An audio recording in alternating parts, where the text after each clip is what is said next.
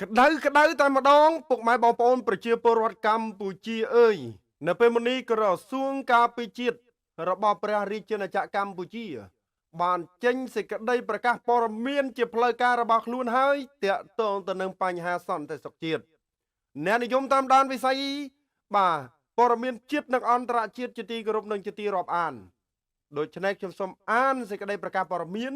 របស់ក្រសួងការពារជាតិនៃកម្ពុជាមានដូចតទៅក្រសួងការពារជាតិមានកិត្តិយសសូមជម្រាបជូនសាធារណជនមេត្តាជ្រាបថាការប៉ះទង្គិចគ្នារវាងការប៉ះទង្គិចរវាងកងទ័ពកម្ពុជានិងកងទ័ពរបស់ថៃដែលបានកើតឡើងនៅព្រឹកថ្ងៃទី28ខែឧសភាឆ្នាំ2025នៅភូមិដេជោមរតកឃុំមរតកស្រុកជាំខ្សានខេត្តព្រះវិហារដោយកងទ័ពថៃបានធ្វើការបាញ់ប្រហារមុនមកលើលិនដ្ឋានដែលជាទីតាំងឈរជើងរបស់កងទ័ពកម្ពុជាជាយូរលង់ណាស់មកហើយបណ្ដាលឲ្យបាត់បង់ជីវិតកងទ័ពឈរជើងម្នាក់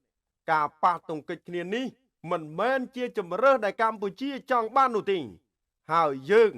នឹងបន្តពិភាក្សាជាមួយក្រសួងការពារជាតិថៃដើម្បីស្វែងរកដំណោះស្រាយរួមមួយក្នុងការធ្វើឲ្យស្ថានភាពវិលត្រឡប់ទៅដូចដើមវិញឲ្យបានឆាប់រហ័សនិងបង្ការកុំឲ្យស្ថានភាពនេះកើតឡើងសារជាថ្មីម្ដងទៀតកម្ពុជាប្រកាន់ខ្ជាប់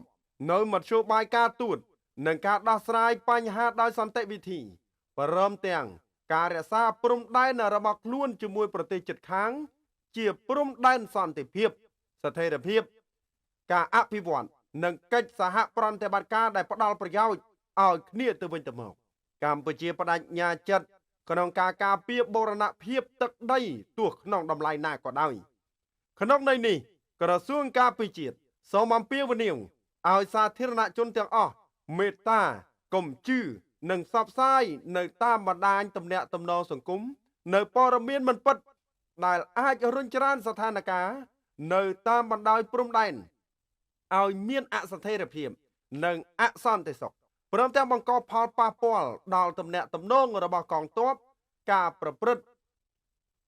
ទៅនៃជីវភាព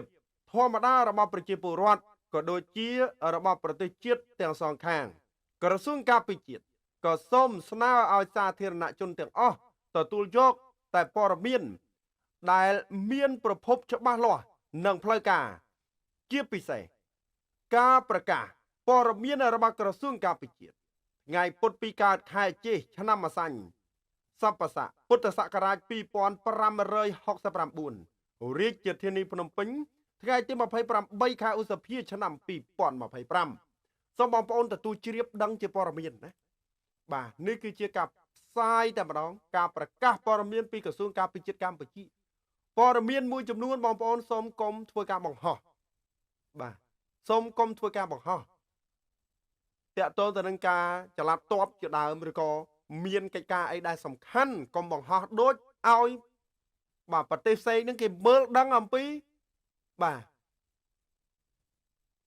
កិច្ចការផ្ទៃក្នុងរបស់កម្ពុជា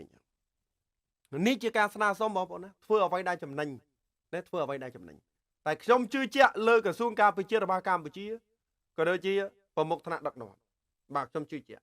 តាក់ទងទៅនឹងព័ត៌មានក៏មានតែប៉ុណ្្នឹងដែរជាចុងក្រោយបាទសូមជម្រាបលា